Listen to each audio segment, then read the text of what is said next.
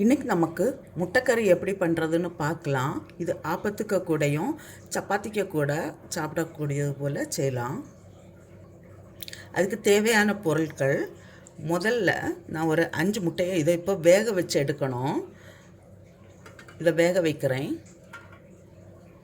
இதுக்கு ஒரு மசாலா ரெடி பண்ணணும். அதுக்கு தேவையான பொருட்கள், 1 கப்பு தேங்காய், 5 மிளகாய், 4 பல் பூண்டு, சின்ன வெங்காயம் ஒரு 5-6, கொஞ்சம் கருவேப்பிலை, 2 ஸ்பூன் கொத்தமல்லி, 1/2 ஸ்பூன் ஜீரகம், 1/2 ஸ்பூன் சோம்பு, ஒரு 10 போல் நல்ல மிளகு.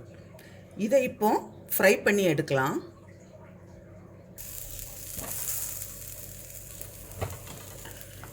ஃபஸ்ட்டு நான் தேங்காயை ஃப்ரை பண்ணிடுறேன். கொஞ்சம் ஃப்ரை ஆன பிறகு நமக்கு ஒவ்வொரு இதாக போடலாம்.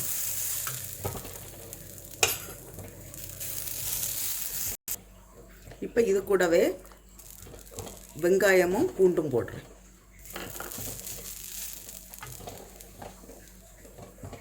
கருவேப்பிலை,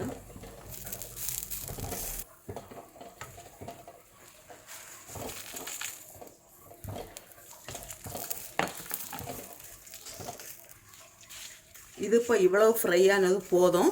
நான் இப்போ ஸ்டவ் ஆஃப் பண்ணுறேன்.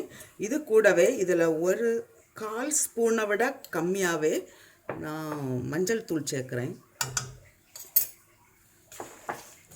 இது ஆறின பிறகு இனி நமக்கு இதை அரைச்செடுக்கலாம்.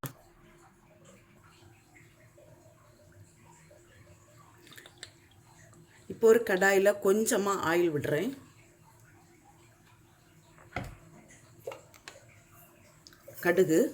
கடுகு வெடிக்கட்டும்.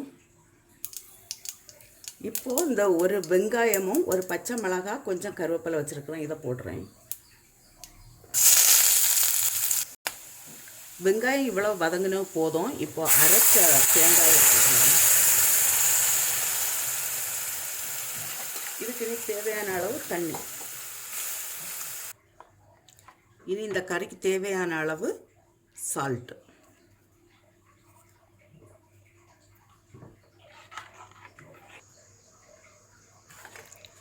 வேக வச்சிருக்கிற முட்டையும் இதுக்கு கூட சேர்க்குறேன்.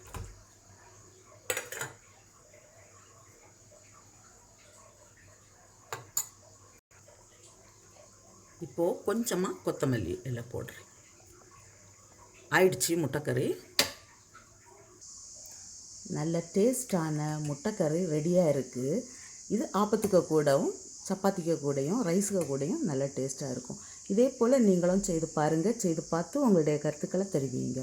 உங்களுக்கு இந்த சமையல் பிடிச்சிருக்குன்னா சப்ஸ்கிரைப் பண்ணுங்கள்.